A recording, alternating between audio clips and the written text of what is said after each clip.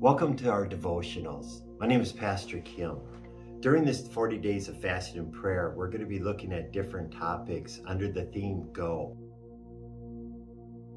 And the idea is that we'd be able to spend some time all concentrating and praying on a thought for today.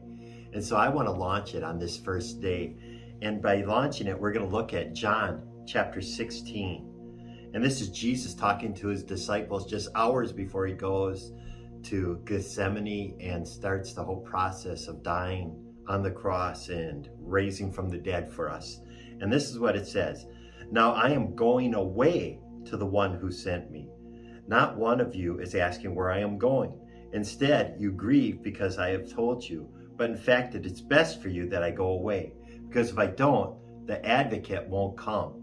If I do go away, then I will send him to you. And when he comes, he will convict the world of sin and of God's righteousness and coming judgment. First thought is Jesus going away. Now that's not what we were thinking about when we first have the idea of going, because we're all thinking, man, we're going to go. But let me think about this with you, that Jesus said, I need to go, but he isn't really going because he's coming back under the Holy Spirit. And we see what happened with that in Acts chapter 2. This is the interesting thing about that. This was written by John. John is a disciple that he literally put his head on Jesus' chest. He was the closest one. The other disciples even admitted this, that when Jesus was saying one of them was going to betray him, they all turned to John. You ask him, I know he'll answer you.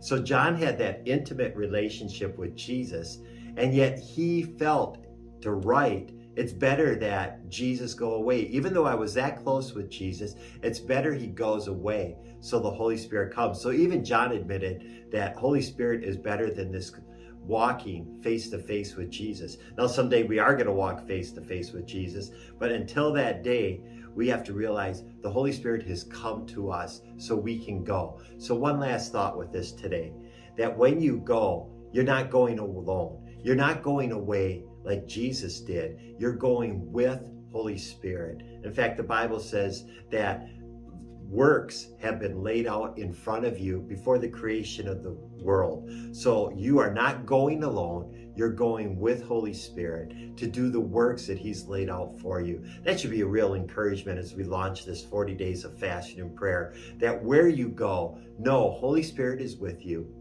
that you're going to do the works that he has planned in advance for you. And lastly, as Hebrews says, that he has equipped you to do everything that you are called to do. Let me pray that over you today. God, we thank you that we go with you. We thank you that you left so Holy Spirit can come upon us. And we thank you that when we go, you have laid out works in advance for us to do. Lord, help us to be able to trust in that today as we go about our business. In your incredible name, amen.